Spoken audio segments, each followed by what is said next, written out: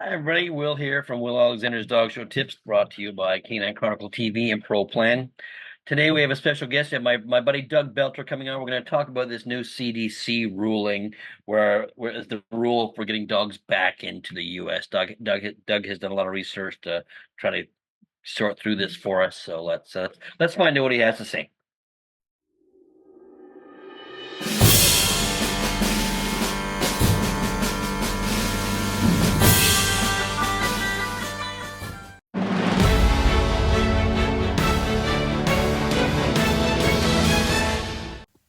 Hi, everybody. Will here.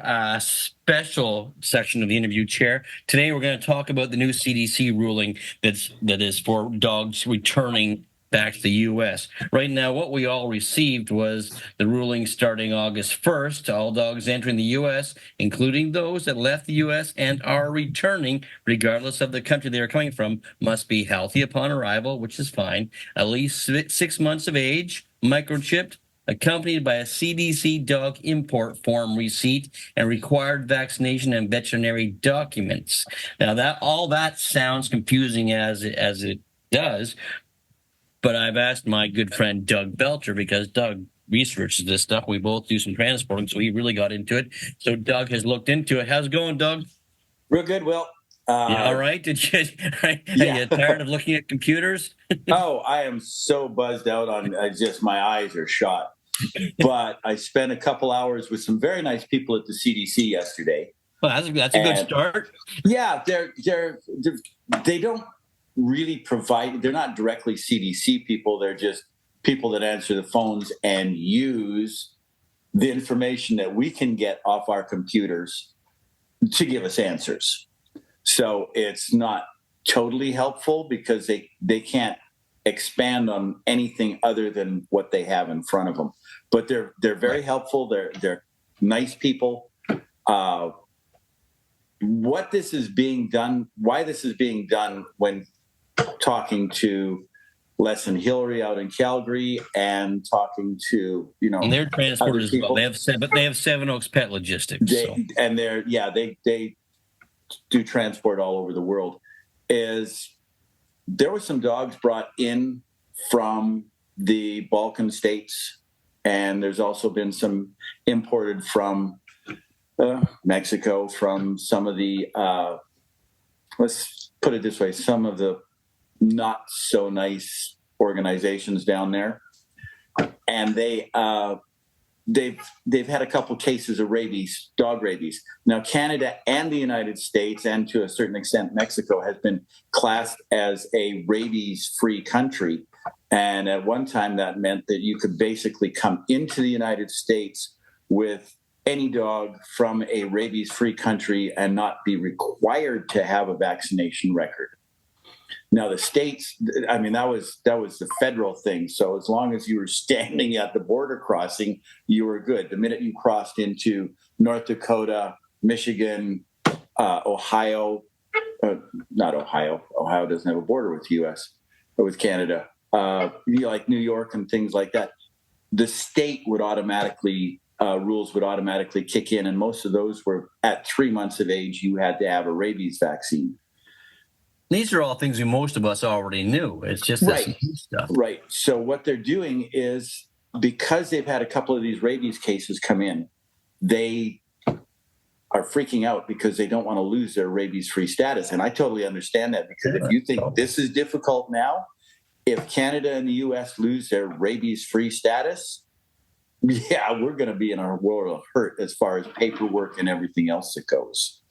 So when you pick up the phone and talk to the CDC, please don't scream at the nice people. It's not their fault. It's the organization is trying to put this in. And remember, this is not set in stone yet. These are proposed regulations. Oh, okay. That's promising anyway. They might come. They've already dropped a couple things. Like I was talking to you, when I first read it through, I kind of freaked out a little bit because they said we were only going to be allowed to bring 2 dogs back in. Well, that makes it kind of impossible for a dog handler to go into Canada, even if you're willing to do the paperwork to come back to the United States to take more than 2 dogs, it pretty well shuts that down. However, the 6-month rule that they've come in with has kind of. I was talking to a breeder, and they said they bred 3 bitches because they had people in the U.S. wanting their bloodlines after they've been to the national a couple times. About that too, inquiring. And it has virtually, unless they're willing to wait till they're 6 months old, you're pretty well canceling out any cross-border of increasing bloodlines and using breeding stock that way. Basically, as Dr. Friend, my beagle breeder, said, it looks like veterinarians with repro clinics are going to become very busy because they're going to be doing a lot of fresh, chilled, and frozen because the litters are going to have to be. That's the only way we're going to get that kind of stuff done. It used to be, I'll just ship the bitch to the U.S., get it bred, and bring it back. Not anymore. But it's also going to affect, like, we have a lot of snowbirds, and what for those of you who don't know what snowbirds are, it's Canadians that winter in America, and they all want to bring their dogs with them, most of them. So it's going to be no, it can't be. It's not like it's impossibly done, but it's still a lot of work to get it done. It's just paperwork. Right. And as long as you follow and there's a cost rules, to it. There's a veterinary cost to it as well. The veterinary cost, the forms that you fill out, like they have the last form. I'm just trying to get the exact name of it. I got papers. On your computer. Look at you. I got paperwork stacked up here, and it's just like, oh my gosh, I don't even know where to start. Instructions to complete the certificate. All dogs. Where is that? I'm just trying to find the all dog section. Requirements, CDC, import form receipt. That is not even available yet. Okay, so we haven't even been able to look at it to see what it's going to be as far what is required to fill out. It will be available July 15th. So we'll be able to do that. Certification of foreign rabies vaccinate. Oh, that's another form for you guys. Instructions how to complete all that. For us as in Canadians, or yes. That's I'm using me as here and you guys as Canada. Right. No, it's just that I've already had a few calls about people. We talked about it already. Dr. Fran mentioned, well, they want to get their dog up here to breed it. Well, like I suggest before August 1st. I am actually thinking of doing a trip because I've got a couple dogs that are going to need to come down from Canada to be bred here and then shipped back. And I'm almost thinking of trying to do it before the August 1st deadline, which means I've got to keep it for 2 or 3 months, which is kind of a pain, but we'll. Is that a plug for your business? And when offering a trip to August 1st. We now have maternity ward services that we can provide for you. No, not doing that. Yeah. So for the transition period, when they were talking about what your dog needs to enter the United States, I'm just trying to find the right page here. Because, yes, documents required in English. Hello. What your dog needs to enter in. Okay. Sometimes they hide this. You must apply for a CDC dog import permit 8 weeks prior to travel. So, I mean, this is going to require to travel. So, like, say you're traveling August 1st, you don't have enough time to get it done. No, because it's not going to, August 1st, July 15th. No, you wouldn't have enough time because the forms aren't available yet. Right. The thing that I would encourage people to do is if you phone or you have anybody that you can talk to, even my American people, I'm encouraging them to be reasonable and contact their my American people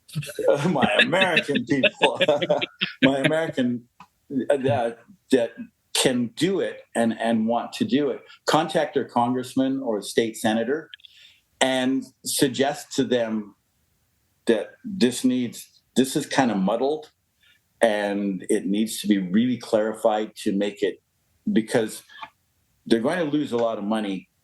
Both sides. Countries are going to lose a lot of money.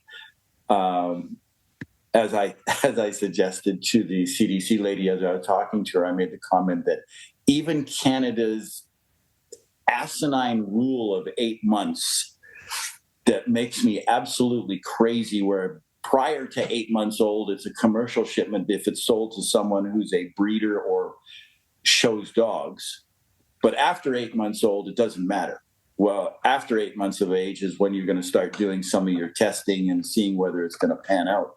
This prior to that is it's just a ridiculous rule.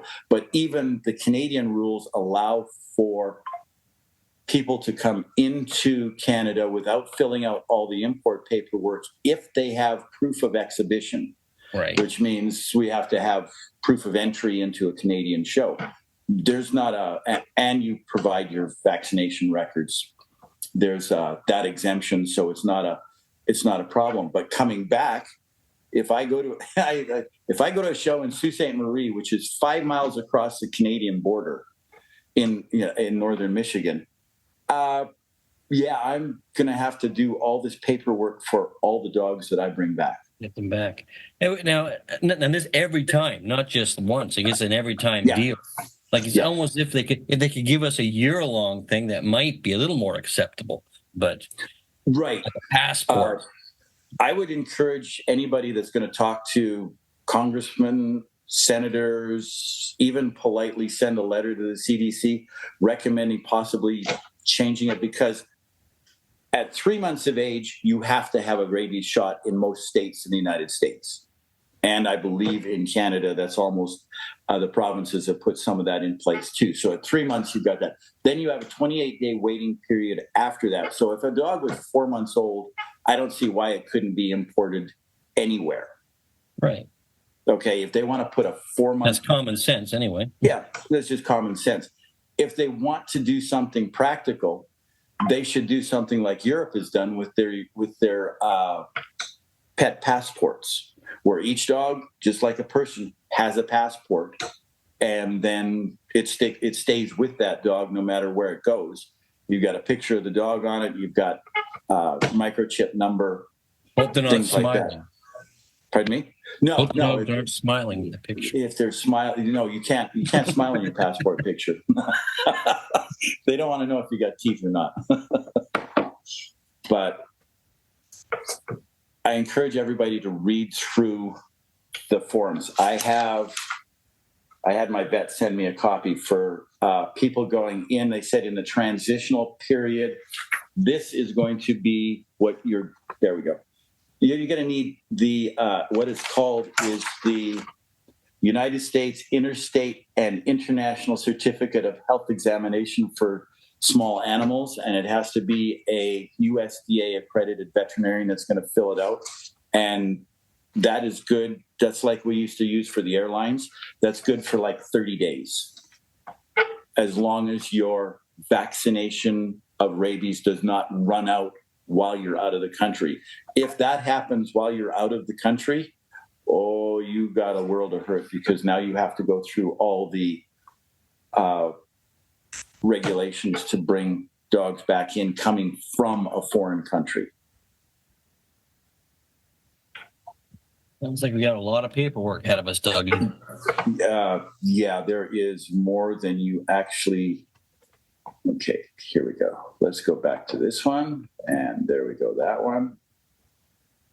Yeah, they sent me a requirements for all dogs. The CDC import reform receipt, you're going to have to... The CDC import form receipt can be filled out 2 to 10 days prior to arrival at a port. It's going to be like us when we fill out our manifests. Right. They're probably going to have port numbers on there. Like I believe Port Huron is 3802 or something like that. It's just the numbers that they have on there, and it's all going to be done. And you can actually fill it out. At least we have a bit of a jump on them because we have that background. Everybody else, they are going to be scrambling. Yeah, it's going to be. And while it looks like there's a lot, like requirements for valid rate, like you've got things to fill out here, and it says you have to provide one of the, don't get frightened by what you're reading. When it says you have to provide one of the documents, like it says, meet all requirements for all dogs section above, have one of the following documents: certification of U.S. issued rabies vaccine, and then it goes down, U.S. endorsed export health certificate, and this export certificate must have. Remember this: keep all your documents for your dogs. Okay, because if this goes through, you're going to have to be able to prove through registration forms, veterinary receipts, and with your veterinary receipts, make sure that the microchip number is on every receipt for every dog. You're going to have to be able to prove that that dog was in, say, Canada for 6 months prior to coming in, because what's happened, we've had a lot of dogs shipped in from the Balkan states or Mexico, and then they bring them down across the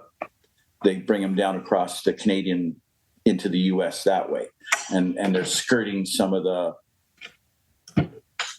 rules by filling out import permits, and they're selling them to the pet shops and whatnot. And now you've got rabies in the country. Yeah. And let's face it, the average person's they want to come to Canada, or they want to go to the U.S. or the dog show in the U.S. If they see all this, the average person's going to go, "Oh, I'm not going to do it. I'm just not going to go." It's what this is going to create is a loss of income for breeders, dog shows, anyone or anything that has to do with animals, with pets or show animals. It's going to create a loss of income all the way through. I'm even towns that hold dog shows. Let's say the average show, border show, Niagara Falls, say maybe 20% is Canadian entries. Well, they're adding closer to 40% on some of those shows. Okay. Well, then they're adding economy to that area too.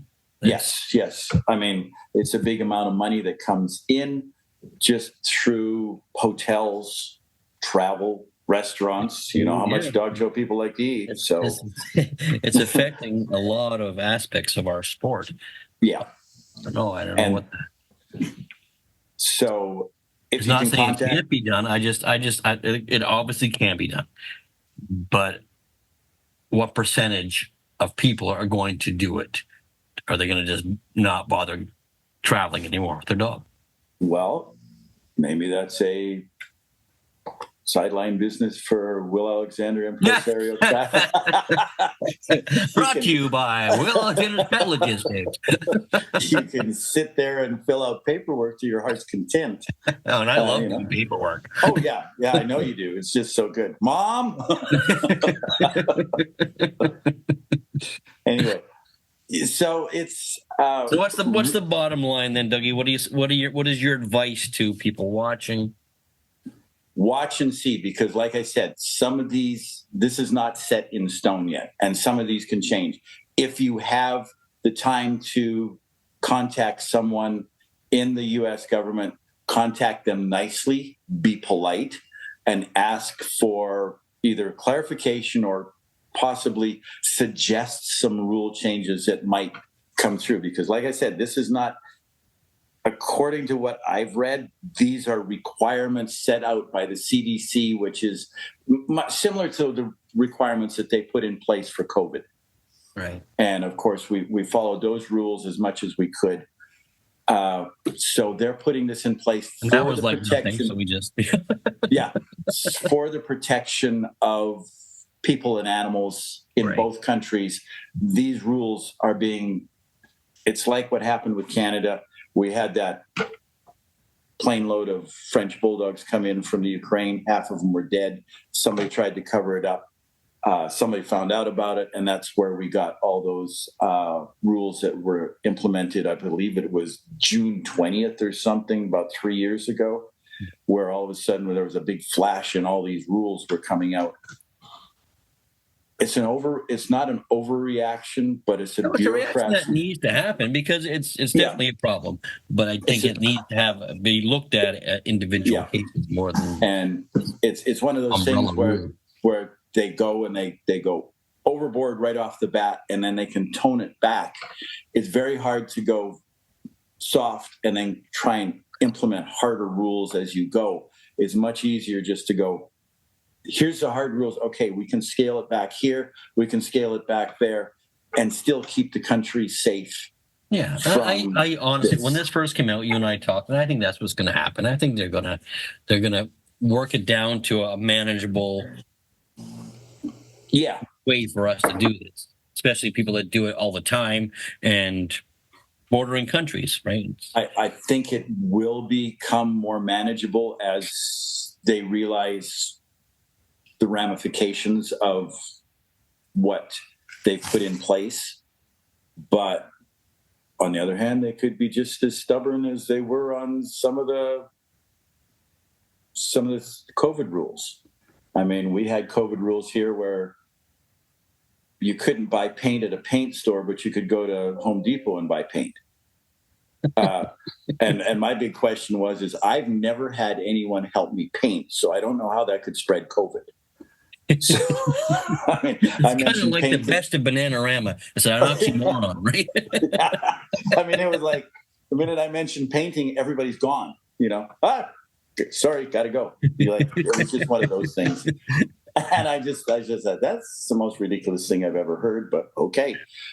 We're just going to have to run this out and see if they will scale it back. If not, plan on doing anything you possibly can before August 1st. And then hopefully by then, like they said, they'll have the form out on July 15th. We'll go and we'll see what that form looks like. Well, maybe when this all gets to fruition, you and I will come back on and go through it again with them. And the only problem is that Canada is going to have is they need a government certified veterinarian. And I don't know what the system is like up there, but that means you may have to go through CFIA. Yeah. And you know how much fun they are to work with to get them to stamp something. I mean, you basically have to make an appointment to go in and get your paperwork stamped by them. Then you have to send it to the CDC. Well, let's hope it gets straightened out somewhat so it's more manageable. All right, Dougie. Not much information that I can help anybody with. There's no that was a lot of information. You're going to be surprised. People will be glad that you did this for them and let us know and keep us informed. Appreciate it. Right. And maybe we'll get back and do this in a month or so and see where things stand. Yeah, I would encourage people to get the information and read it through calmly and understand when it says you need one of these and they give you 3 or 4 options. Just don't think that people do it. They do it calmly. Don't think that you got to provide all 4 of those. You just need one. Okay. I'm just not doing it. Yeah. All right, man. Okay. Appreciate it. Not a problem. Hopefully we can get this worked out. We'll talk to you later. Thanks, Doug. Thanks for your time. That was really informative, and I'm sure we're going to find our way through this. It just may take a while, but let's be patient and not lose our minds over this and try to work through it. Talk to you guys later. Bye-bye.